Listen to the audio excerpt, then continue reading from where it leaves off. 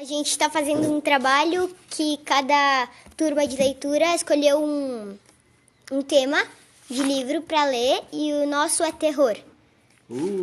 Que medo! A gente já sabe um pouco o que as histórias de terror precisam ter. Elas têm que ter suspense e, na maioria, tem uma morte. E agora vamos começar com as perguntas. Tá. Muito bom. A gente mais ou menos já sabe o que uma boa história de terror precisa ter. Mas a gente queria um pouco da sua opinião. Porque... Bom, qual que é o seu nome? Ana. Ela falou de suspense. Isso é básico numa história de terror. Suspense e mistério. Eu acho que uma boa história de terror vai acontecer de o leitor, num certo momento, ao ler, ele vai se perguntar, mas o que está acontecendo aqui nessa história? Eu não estou entendendo essa história, eu quero saber o que vai acontecer. E ele vai ter vontade de ler adiante, não é? Porque o mistério é sempre uma coisa, um enigma, não é? Que a gente quer descobrir o que é. Outra coisa que é importante numa história de terror é que ela seja muito imaginativa. Então, é muito comum que nas histórias de terror as coisas que aconteçam cotidianamente passem a acontecer de um jeito diferente. Então, isso vai exigir de quem escreve a história muita imaginação. Uma outra coisa é a questão da ambientação da história, o lugar onde a história acontece. Porque aí o leitor vai encontrar provavelmente pistas para ele tentar descobrir qual que é o mistério, qual que é o terror, o que está acontecendo na história. O lugar ajuda, né? Ajuda muito, o lugar ajuda bastante.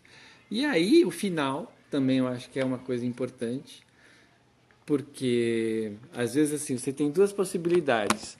Ou desvendar tudo o que aconteceu, não é? Aí todo mundo fica sabendo o que é, qual que era a razão das coisas misteriosas e aterrorizantes acontecerem, ou então o final ficar em aberto. Sabe o que é um final aberto? Que ele não termina. Ele não termina. O leitor, ok, mas vai terminar desse jeito? A história termina assim? O livro que eu e a Ana lemos era assim, Minha Querida Assombração. Era um mistério, né? E ficava no ar. Termina o livro e ainda o mistério ele continua. Isso é bem interessante. Sim. E aí tem mais uma última coisa que eu acho que é importante, que é o que a gente chama de elipse. Já ouviram falar dessa palavra? Elipse é uma espécie de ocultamento que se faz na história. Então a história parece ter um monte de buracos, um monte de espaços em branco, que o leitor ele vai fazendo as ligações desses espaços em branco. Então é bem importante isso acontecer numa história de terror. Ok. Você sempre se interessou por história de terror? Na verdade, por história? Então... Olha, eu sempre gostei de ler. Ler, bastante. Até que você é formado, né, em literatura. Isso. Minha formação toda é literária, eu estudei na letras, eu fiz mestrado e doutorado em literatura. E aí claro que eu li os contos de terror, as histórias, não é? Mas eu lia bastante outros gêneros de história também. Tá bom, vai. Você já escreveu alguma história de terror? Eu já escrevi na escola. Quando eu estudava, quando fazia o ensino fundamental, eu escrevi algumas histórias de terror. Mas as minhas histórias não eram assim apavorantes. Eram histórias que eram... tinha um pouco de suspense, mas tinha sempre algumas coisas engraçadas que eu escrevia. Então, por exemplo, eu me lembro de uma em que tinha uma pessoa fazendo os experimentos, ele era agricultor, e ele usou um experimento que ele fez, uma fórmula que ele fez, numa plantação de repolho. Aí começou a dar repolho, que aí os repolhos começaram a invadir as casas, as ruas, e tudo virou repolho. Essa eu me lembro, que foi uma história engraçada. Aí tinha uma outra, numa linha de mais fantástica, não é? De Ele uma está pessoa. escrevendo. Ele escreveu esses dias um conto fantástico. Ah, então, eu adoro. Aí eu gosto muito desse gênero. Aí eu comprei eu imaginei que uma pessoa comprasse um objeto e aí esse objeto ele tinha um monte de histórias e acontecia um Ele monte era de tipo coisas. um objeto mágico. Um objeto mágico, exatamente. E qual é o melhor livro infantil de terror que você já leu? Que eu já tenha lido? Olha, eu não sei se é infantil, mas o livro que eu mais gostei de terror foi aquele Contos de Mistério, de Terror e de Morte, de um escritor chamado Edgar Allan Poe. Esse foi o que eu mais... Mas ele, eu acho que não é infantil, não diria que é literatura infantil. Mas é esse que eu me lembro. Também um que eu gostei bastante, não sei se vocês leram, O Fantasma de Canterville, do Oscar Wilde. Não? Mas acho que um dia a gente vai ler. Ah, vocês, com certeza. Só que assim, aí é uma outra linha de terror. Aí já também tem essa linha de ser mais engraçado, porque é um fantasma que não consegue assustar ninguém. Então é mais por aí. Tá, se você fosse criar uma cena de terror, o que você colocaria ou montaria? Olha, eu acho que eu faria uma coisa assim, mais na linha dessas lendas urbanas, sabe? Vocês Moço de cabeça. Isso, não uma coisa assim. Eu acho que eu colocaria uma coisa assim sobrenatural. Eu me lembro de uma história que me arrepiava quando eu era assim da idade Qual de é o nome vocês. dessa? Não, era uma história em que uma pessoa em viagem, já madrugada, nevoeiro na estrada, ele sozinho, e aí ele viu uma moça pedindo carona. Assim, no meio de um lugar nenhum, né? Entre o nada e o lugar nenhum, a moça pedia carona. E ele deu carona para a moça. E a moça, muito simpática, ela falava bastante e tal, e aí eles ficaram, assim, num papo gostoso até ela chegar na casa dela. Ele deixou-a na casa dela. E aí, quando ele seguiu viagem sozinho, ele observou no banco do passageiro que a bolsa da moça estava lá.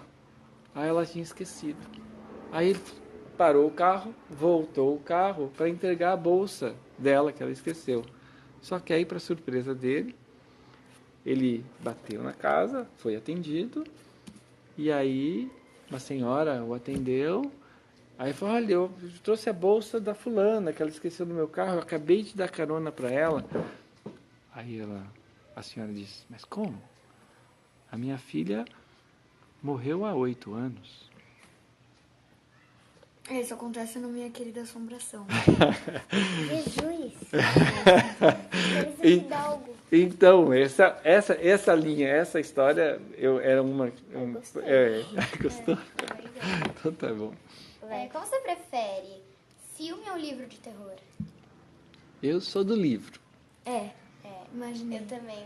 Eu sou do livro. Eu acho que dá mais medo do livro.